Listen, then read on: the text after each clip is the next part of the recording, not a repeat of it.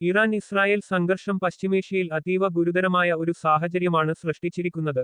Saudi അറേബ്യയിലെ ആരാങ്കോ എണ്ണ ശുദ്ധീകരണശാലയ്ക്ക് നേരെ നടന്ന ഡ്രോൺ ആക്രമണം ഇസ്രായേൽ ആസൂത്രണം ചെയ്ത ഒരു ഫോൾസ് ഫ്ലാഗ് ഓപ്പറേഷനാണെന്ന് ഇറാൻ ആരോപിക്കുന്നു.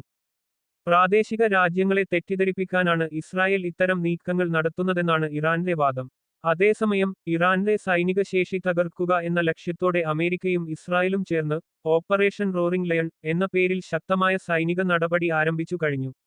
ഇറാന്റെ മിസൈൽ നിർമ്മാണ കേന്ദ്രങ്ങൾ നശിപ്പിക്കുക, അവരുടെ നാവികസേനയെ ഇല്ലാതാക്കുക, രാജ്യം അണുവായുധം കൈക്കലാക്കുന്നത് തടയുക എന്നിവയാണ് ഈ ഓപ്പറേഷന്റെ പ്രധാന ലക്ഷ്യങ്ങളെന്ന് US പ്രസിഡന്റ് ഡൊണാൾഡ് ട്രംപ് വ്യക്തമാക്കിയിട്ടുണ്ട്.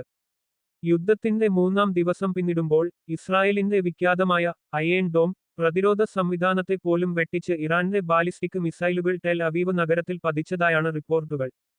ഈ ആക്രമണങ്ങളിൽ ജനവാസ മേഖലകളിൽ നാശനഷ്ടങ്ങൾ സംഭവിക്കുകയും ഒരാൾക്ക് പരിക്കേൽക്കുകയും ചെയ്തു. ഇതിനു പിന്നാലെ ദുബായിലെയും കുവൈറ്റിലെയും അമേരിക്കൻ സൈനിക കേന്ദ്രങ്ങൾക്ക് നേരെ ഡ്രോൺ ആക്രമണം നടത്തിയതായി ഇറാന്റെ റെവല്യൂഷണറി ഗാർഡ്സ് അവകാശപ്പെട്ടു. എന്നാൽ തങ്ങളുടെ വ്യോമാതിർത്തിയിലേക്ക് കടന്ന മിസൈലുകളെ വിജയകരമായി വെടിവെച്ചിട്ടതായി ഖത്തർ അറിയിച്ചിട്ടുണ്ട്. മറ്റൊരു നിർണായക നീക്കത്തിൽ ഇസ്രായേൽ ചാരസംഘടനയായ മൊസാദിലെ ഉദ്യോഗസ്ഥർ സൗദി അറേബ്യയിലും ഖത്തറിലും സ്ഫോടനങ്ങൾ നടത്താൻ പദ്ധതിയിട്ടതായും അവരെ ഈ രാജ്യങ്ങൾ പിടികൂടിയതായും റിപ്പോർട്ടുകൾ പുറത്തുവരുന്നുണ്ട്.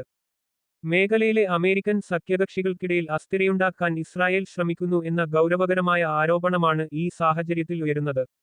നിലവിൽ ഇസ്രായേലും ഇറാനും തമ്മിലുള്ള ഈ നേരിട്ടുള്ള ഏറ്റുമുട്ടൽ ഒരു വലിയ പ്രാദേശിക യുദ്ധത്തിലേക്ക് നീങ്ങുമോ എന്ന ആശങ്കയിലാണ് ലോകരാജ്യങ്ങൾ.